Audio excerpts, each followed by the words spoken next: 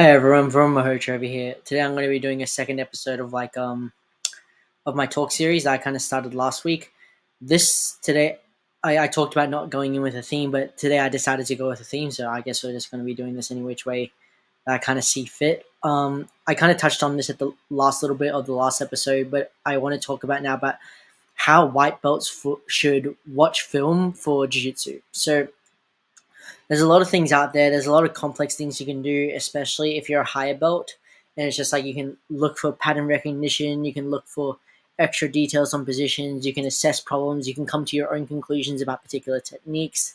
There's a whole bunch of different things you can do, but for white belts, like that's because you're still getting an introduction into jiu-jitsu. It's kind of hard to assess all the details and actually come to a conclusion on particular topics or like to even recognize what you're doing. So I kind of want to talk about today about just the fundamentals of watching film for a white belt, and then not even going more advanced, but how you can apply that to training. Because I want to make these tips actually practical for you. So the first thing that I kind of want to get into, and I've written it down here, is essentially for a white belt, a great place to start is literally, and I think this is good for anyone that doesn't train at a super high level place as well. I think if you're in a place that doesn't have super high level jiu-jitsu, you're kind of just training for fun, a little bit of a hobby, no real high level guys or high level coaching around you. I think it's really good if you just look at the high level guys, just watch the matches, and then copy the positions they do. Not even the techniques, but just the positions. Like there's even little things where it's like I've done research and it's just like it's incredibly hard to pass deep lasso, and just taking simple logic like that from watching film and just applying that to your training. So like if I'm coaching a white belt, I'm not coaching a white belt, but I'm a self-taught white belt. Okay, what I do, and I don't have any baseline knowledge of jiu-jitsu. I literally, what I'm doing, I'm looking at world champions versus other major champions, no other matches, because major champions, obviously not world champions for a reason, and they're probably doing something a little bit different that they need to fix up. Whereas the world champions have they got it a little more down pat. Very simple, a very big oversimplification of the whole topic, but that's like if you're looking at it at a very, very basic level, that's kind of what's happening. The world champions have done some things that the major champions haven't, but you can still say that the major champions have done some things that are good. So what I do if I'm a white belt, I watch world champion versus world champion matchups at the black belt level, and I also watch world champion versus major matchups. And what I do, I literally just copy the position. So it's like, oh, this guy had a really, so let's say someone is in guard, okay, and you're looking to defend your guard better. Okay, you're looking to not get past. You're just like, okay, this guy has a really hard guard to pass. I should just copy this position that he does.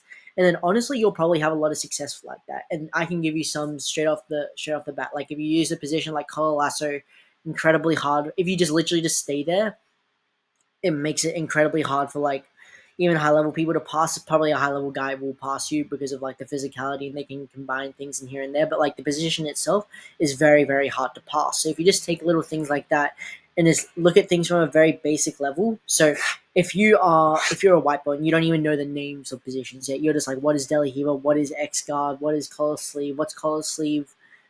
What's collar sleeve the same side versus the cross collar? I wouldn't even look into that. Like that shit is just way too complicated. If I'm a white belt, I just look at film and I'm like, okay, this guy does this spot, and I just copy their foot position. I wouldn't even think of foot position. I would start with grips first, and then you look at that position, and then you go back, and then you test it out in training, and you go back to the match, and you're just like, okay, this is what I was doing a little bit different. You're like, oh, okay, their feet are over there, and then over time, you kind of learn through trial and error. Not even trial and error. You're just testing out what the guy's done, and you're just trying to replicate it in training.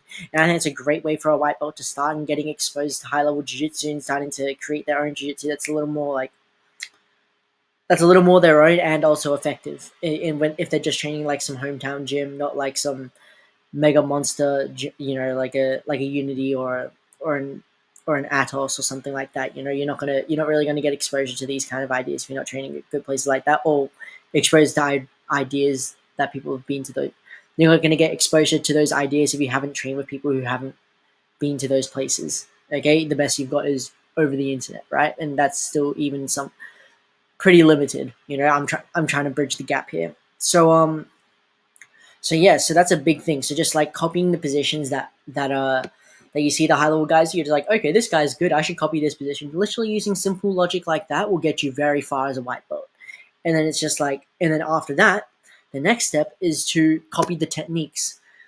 So it's just like a lot of times you're learning techniques in your class and you're not sure how they fit. Literally just copy the techniques and you don't even need to know the positions. Know the positions and knowing the techniques are two different things.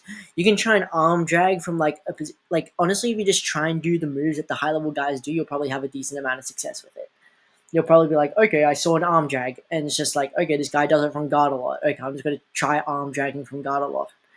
And using this simple logic will get you far. Like I'm going to keep repeating myself over this because I really think it's a valuable thing to do if you don't really have that much of a knowledge base already, and just copying that. And then eventually, what's going to happen over time is that you're going to do it in certain spots. It'll work, and you won't recognize this. It'll just randomly click into your head one day after training, and you'll be like, oh, that's where it works, and then you'll just be able to recognize what's going on. And then that's basically it. So you just copy the moves, and then you copy the positions first. Just copy the positions, just practice holding them and actually getting to those spots. Okay, you won't have an exact system, you won't have all these concepts, but you'll just be able to copy it. Okay, you can drill it a little bit first, or just in rounds, just try and grab whatever you can to resemble what. Try and do it exactly, but you're not going to be able to. Just try and get the very basic thing. Just be like hand here, foot there. That's all you need to do. You don't need to worry about like the fucking how tense they look when they're tensing their foot, or the particular angle of their hips and how open their elbow is, and how close their head is to the opponent's shin and the potential options they have. You don't need to worry about any of that. You just need to worry about, okay, I got these same grips that they have. Literally look up the names of the positions and be like, okay, what is this position? What is Delahiva? Okay, it's just a foot on the outside. Okay, I'll do this. A lot of the good guys seem to use it.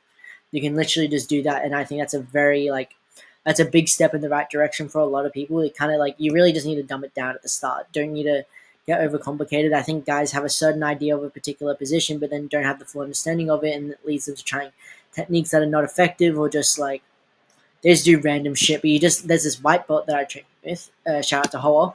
He he's very good technically, but just like, man, all he does is just positions that are hard to pass, and it's just like it makes his guard very hard to pass. He just does positions like Cole Lasso. I can imagine you just watch the high level guys and be like, okay, I'm going to do that, and then you just do it, and it somehow works. And that's really how like you can come to conclusions for not just doing position but doing technique, which is what I kind of got into. So it's like, so let's say you're doing a position, you're just like, you're in training, and this is what I did. This is literally what I did. Okay, and this is on the run for me winning my winning at blue belt. Okay, my blue belt world title. So that was like, I literally just had a lot of trouble passing Delahiva, and I trained with a lot of good Delahiva people. So my logic was just like, it wasn't nearly as complicated as it was now, but I need to be more complicated now because there's a lot more variables. Different topic. So I was like, okay, people are giving me trouble in Delahiva. Who's the best Delahiva passer? It's Leandro Lo. He's also my favorite fighter. Rest in peace to, in my opinion, the greatest. So I watched him, and I was like, okay, this guy's past Delahiva. I'm just gonna copy what he does, and then just using the simple logic. It is kind of like reason by analogy, which isn't a first principle basis, but if you can watch it, I guess it is like, it's a very strong principle at the minimum if you can see it consistently done at the high level. So if you just copy the things if you copy the techniques they do, so like even if I took that technique and didn't apply it in the particular context I was thinking about applying it to, if I just tried to do knee cuts a lot, I'd honestly get a lot of success because that technique in general just works so well. So then you can just do little things, be like, okay, this technique seems to work a lot, and you just keep doing it, and then eventually you'll figure out how to actually apply it to training. And I think that's a very simple way of going about things, and it's very like, it doesn't take too much. It makes you excited for training too, because you're also going to feel like, I think this is my own anecdotal evidence, but it's just like you're going to feel like a high level guy because you're doing the thing that the high level guy is doing, and it's just like, okay, yeah, shit, like I see how this works, and then you can come to your own understanding of it, and it leads openings for you to become an innovator in your own kind. You may not have the greatest influence in the jiu-jitsu world, but it's just like, you're going to be like, okay, this is my take on the position. This is how this guy does it, and I think this is better. And that's like, I think that's how evolution is created in the sport.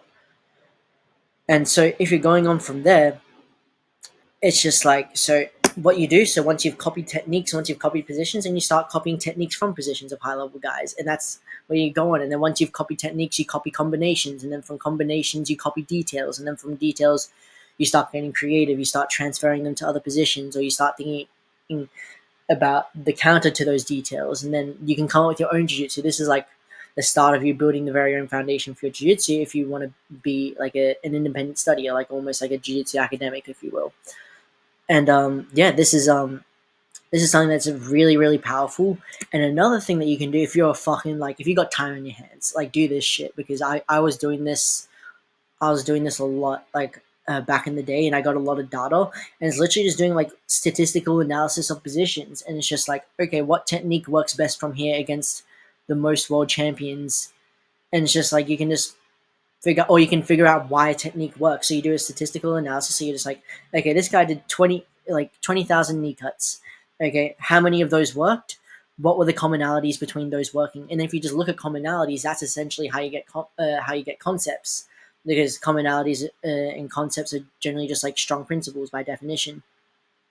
Just things that are probably going to work like a high likelihood amount of the time. So it's like, okay, out of the knee cuts that worked, let's look at these commonalities. What were the most common commonalities? And then at that point, you come to conclusions like, okay, these details make the knee cut the most effective. Okay, like that it is kind of correlation, it isn't causation, but you can test it out in training. You can be like, okay, I did this and it didn't work.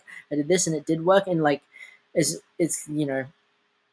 unless you're like some fucking master in biomechanics, you're not going to be able to figure out why. But it's just like it's going to be a pretty strong correlation between you doing a particular detail and it working or not working, and that's how you can really simplify jiu-jitsu if you don't have access to like any super high level coaching or whatever. I think it's a very big shortcut. For me, I was kind of lucky that I had input from my coach, and like I already had a good like foundational level knowledge of jiu-jitsu.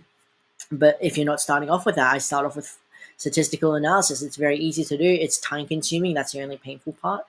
But yeah, you can just watch footage. A really good way, a little hack that you can use to get understanding of details is to watch highlight videos. And it's just like, okay, if you watch like the highlight of this guy doing this particular pass, you can just see what exactly made the pass work each time, and then that's super simple. That's a really quick hack if you want to go on YouTube and just like look up like say bullfighter highlights or bullfighter of a particular guy's highlights. So if you watch up like you can watch like say Rodolfo Vieira, you just look up his highlights and you can just see the details of what made it work, and you'll notice the commonalities. You write them down, you test them out in training, and it's probably going to work really well.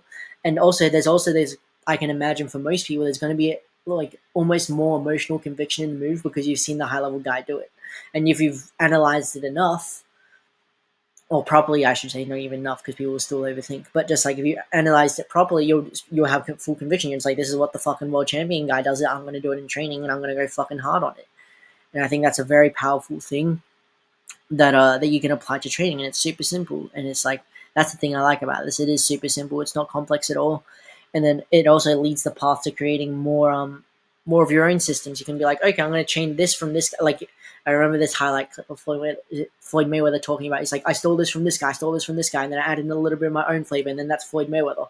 And I'm just like, yeah, that's it. It's like it's the Bruce Lee like add what is like add what is useful, disregard what is not, like create what is uniquely your own, something like that. It's basically Bruce Lee's philosophy, and that's essentially what you're doing. You just take data from other people, you test out and decide what's useful, what's not, and then you add things that are uniquely your own. Once you've gotten enough reference history and intuition, you're just like, okay, I'm gonna put on my own flavor to it, or maybe even accidentally do your own detail. That's pretty good. I mean, a lot of things in science were created accidentally, so it's just like that's it's a very powerful kind of like mindset to have. It's just it's really the really the epitome of that. So like yeah, man, like, and I think if you want to take it even further, you can compare like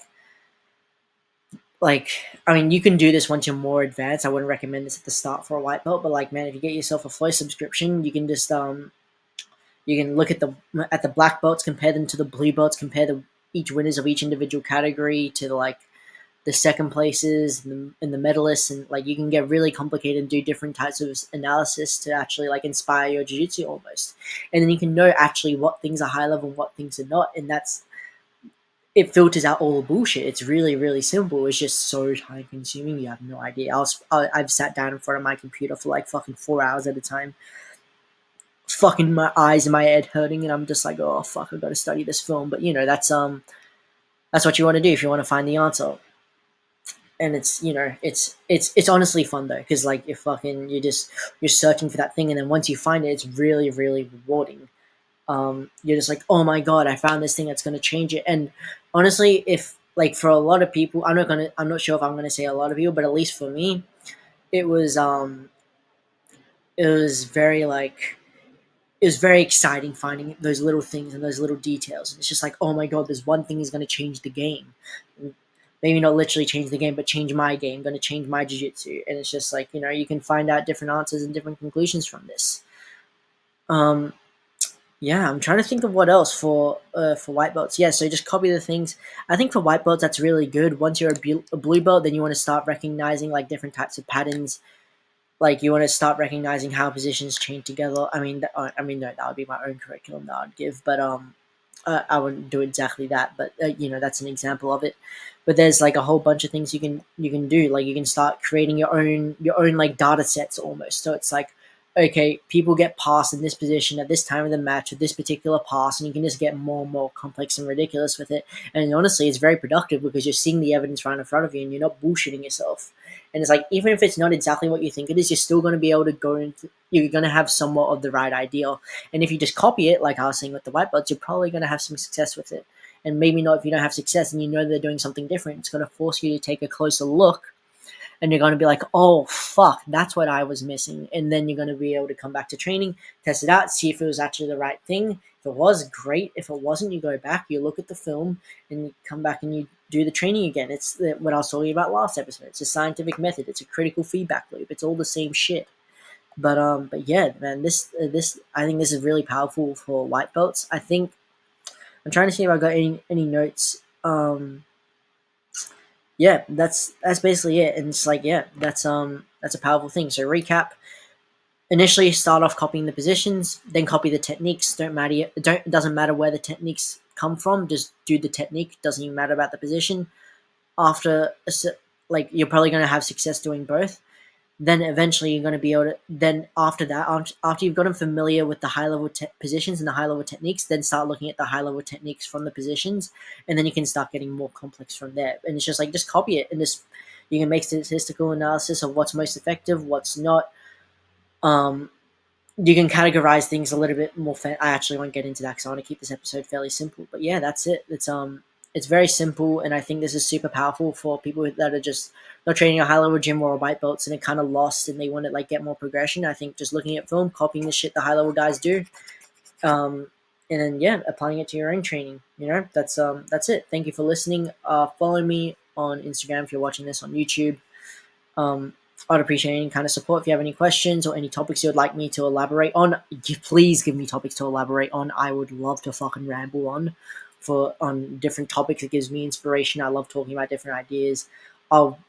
We could almost make it like a Q&A series almost, and it's like I can just shoot down shit ideas and like give props to the good ones, and yeah, we'll see what's up. Yeah, thank you for watching. Appreciate you.